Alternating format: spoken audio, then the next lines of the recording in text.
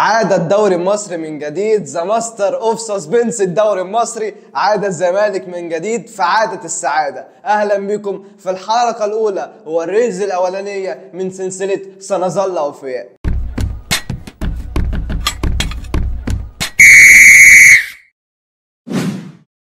طبعا الزمالك لعب لحد دلوقتي 3 ماتشات. اول ماتش كان ضد سيراميكا ويعني انا يمكن مستغرب شويه من اول ماتش الزمالك كسب 2-0. يمكن الاداء ما كانش احسن حاجه، ولكن ده الطبيعي لان انت عامل تجربه كامله. انت مش بس جايب مدير فني جديد، انت عامل تجربة إدارية كاملة متكاملة، فطبيعي إن التجربة دي تاخد وقت. ممكن تاخد معاك سنة، ممكن تاخد معاك سنتين. فكنت مستغرب جامد من رد فعل الجمهور في ماتش سيراميكا إنه علّى أوي الطموحات رغم إن الأداء ما كانش أحسن حاجة، وده الطبيعي. لكن كسبنا، ودايما الفوز بيغطي على أي كلام وبيغطي على أي سلبيات.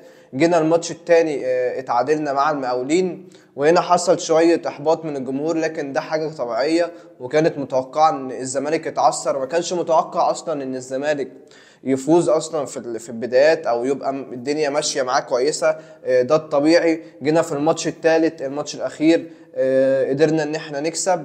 وحتى برضو بعد ما احنا برضو كسبنا في الماتش الاخير، ما اقدرش اقول لك ان الزمالك نجح او التجربه نجحت، لان ده بدري قوي. لكن اللي اقدر اقوله لك ان في بوادر خير زي الصفقات اللي موجوده، مش كلها لاجل الامانه وما نقدرش نقيمها، ولكن احساس. يعني انا شايف ان الولد البرازيلي الجديد عيل كويس يجي منه. تشيكو بنزا انا مش حابه وحاسه مش لعيب مش كويس، لكن ما اقدرش. اسمه ايه؟